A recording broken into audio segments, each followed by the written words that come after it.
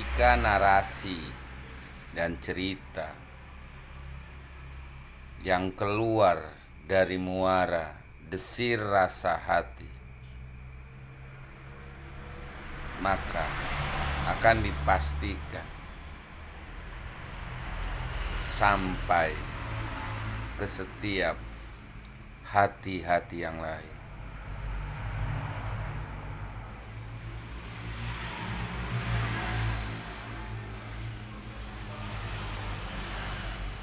Mari seperti Kang Deddy Mulyadi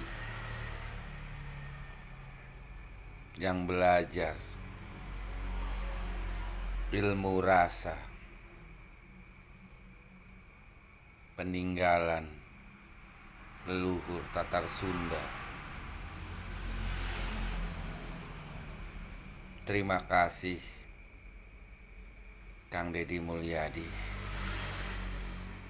telah jadi contoh